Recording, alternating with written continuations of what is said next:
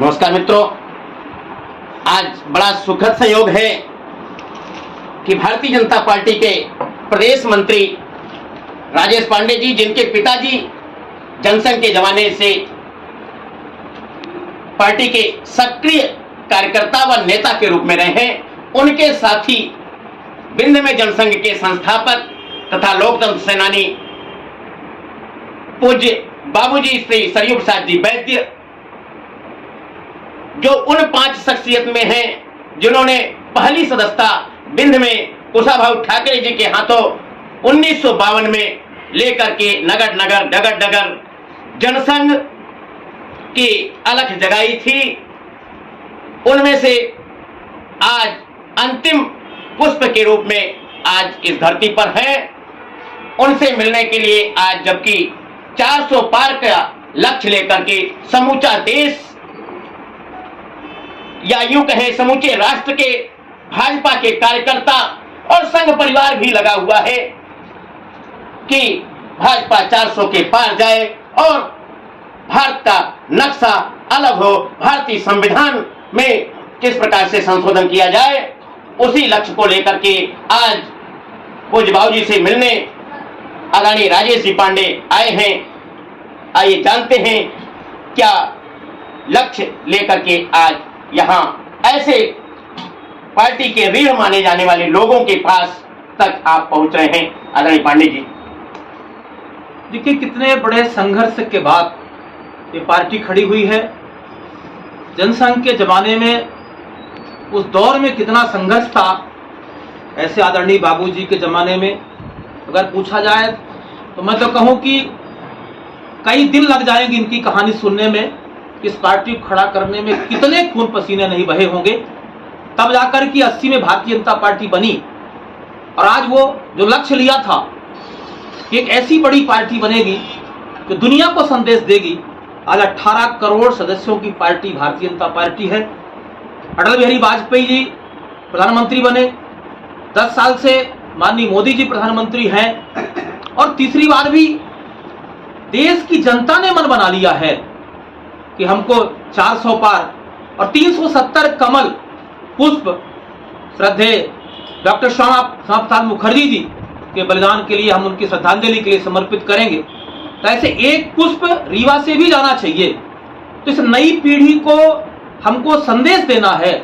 तो आज मैं संस्थापक सदस्यों में से आदरणीय सरयू प्रसाद वैद्य जी से आशीर्वाद लेने के लिए आया हूं कि आप भी कुछ नई पीढ़ी को संदेश दें कि वो रीति नीति सिद्धांत के आधार पर, इस राष्ट्रवाद के आधार पर हमको आने वाले समय में 26 तारीख को अधिक से अधिक मत दे करके जनार्दन मिश्रा जी को यहाँ से हमको दिल्ली भेजना है और 5 लाख से ऊपर मतों से विजयी बना करके 370 की जो कमल हमको पुष्प चढ़ाना है, उसमें से एक कमल रीवा का भी होगा। ऐसा मैं बाबूजी से आशीर्वाद लेने के लिए आज यहाँ बना आया।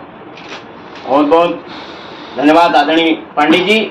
आइए आपको मिलाते हैं बाबूजी से, क्या संदेश देना चाहेंगे आज इस पुनीत अवसर पर, जो कि आपको अभी बताया है कि दादा मणिराज सिंह और बाबूजी एक दिन 1952 में उस गुड़ चौराहे पर उस लकड़ी के मकान में जिन्होंने सदस्यता ली थी, उन 5 पुष्पों में से अंतिम पुष्प अभी इस धरती पर विद्यमान है।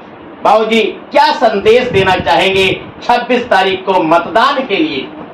बिल्कुल 26 तारीख में दी जा चुका है, आज 22 है और केवल 4 दिन शेष है।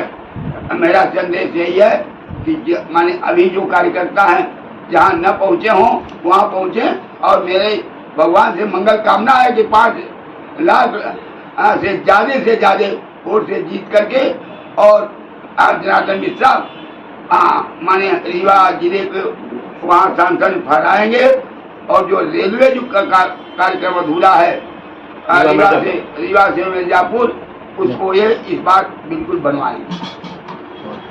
धन्यवाद। आपने देखा किस प्रकार से बाबूजी को भी ललक है इस उम्र में भी कि रीवा मिर्जापुर रेल लाइन निश्चित बननी चाहिए, और निश्चित यह बात उठ भी रही है समूचे क्षेत्र में। देखिए ऐसे लोगों की क्या दूरगामी सोच होती है। उन्होंने सारी बातों को लेते हुए और अंत में रीवा मिर्जापुर रेल लाइन को कहा है। आदरणीय पांडे जी, इस विषय में आप क्या कहना चाहेंगे रीवा मिर्जापुर रेल लाइन को लेकर के? निश्चित रूप से आदरणीय संपत जी, ये भाजपा में ही संभव है। कहते हैं मोदी है तो मुमकिन है। रीवा में से हवाई जहाज चलेगी, हवाई पट्टी तो थी, लेकिन बड़ा एयरपोर्ट बनेगा, हवाई जहाज उड़ेगा रीवा से, कभी किसी ने कल्पना भी नहीं की थी। रीवा से मिर्जापुर, रीवा से आपका जबलपुर, हनुमाना होते हुए इतनी अच्छी सड़कें अगर किसी के जमाने में बनी तो भारतीय जनता पार्टी के जमाने में बनी है। ललितपुर सिंगरौली रेल लाइन कब से बरसों पड़ा हुआ काम, आप देख लीजिए, टनल बन चुकी है। आने वाले समय में जल्दी ही रेल चलना प्रारंभ हो जाएगी।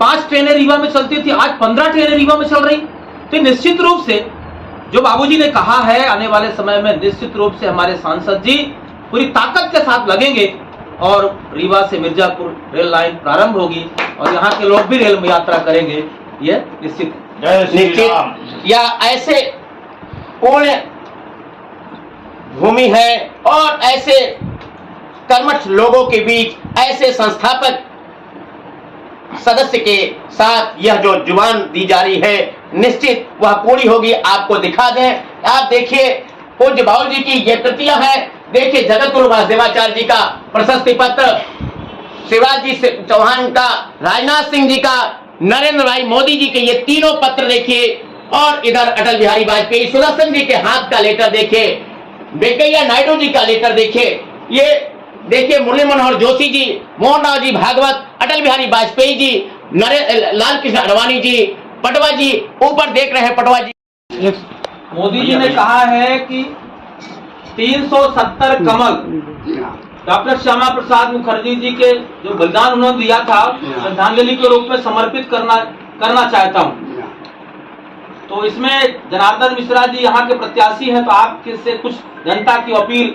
हम जनता से अपील यही है, और जनता भी 5 लाख से ज्यादा वोटों से जनार्दन मिश्रा को इस बार विजयी बनाएगी। ये मेरा बिल्कुल कहना है, बिल्कुल जीत के आएगी 5 लाख वोटों इस बार। जी जी, हर हर मोदी, घर घर मोदी। लोग कहते हैं शादियां हैं, व्रतबंध है, ये वोट प्रतिशत बढ़ाना आवश्यक है। बिल्कुल बढ़ाना आवश्यक है। लोग जाएं इस प्रकार से अखबारों में, कि आजकल टीवी तमाम चल रही है, टीवी सब देखते हैं, अभी से प्रसारित हो, जो भाजपा का वो आता है, जो समय मिला हो उसके अनुसार प्रसारित हो, तो सब चेत जाएंगे, सब चेते हैं। बहुत कम लोग इसमें संलग्न रहेंगे, क्योंकि वोट की महिमा, वोट के विषय सब जागरूक है। संघ के जमाने से सक्रिय भूमिका में रह करके बड़ा संघर्ष किया, गजब का संघर्ष किया। पार्टी खड़ी हुई, 80 से भाजपा बनी, अटल जी प्रधानमंत्री बने, अभी 10 वर्ष से मोदी जी प्रधानमंत्री हैं। ये तीसरी बार लोकसभा का चुनाव हो रहा है, तो इस चुनाव में आप कुछ संदेश देना चाहते हैं आम जनता को, कार्यकर्ताओं के लिए, तो वो संदेश आज आप हम सबको दे दीजिए। आप सब कार्य में रत हैं, और आगे चल करके मेरी घोषणा ये थी, जब शुक्ला जी वगैरह आए थे, जब मंसूर लाल का वो हुआ था निधन, उस समय हमने कहा था कि 24 में भारत जो है, हम माने ये हिंदू राष्ट्र है और हिंदू राष्ट्र की घोषणा हो जाएगी। तो इसलिए 24 में हिंदू राष्ट्र की घोषणा होने जा रही है मोदी जी उसमें। तो आप सब लोग अच्छे ढंग से कार्य करिए, ताकि इस बार 400 से पार जो मोदी जी का लक्ष्य है वो पूरा हो। जी।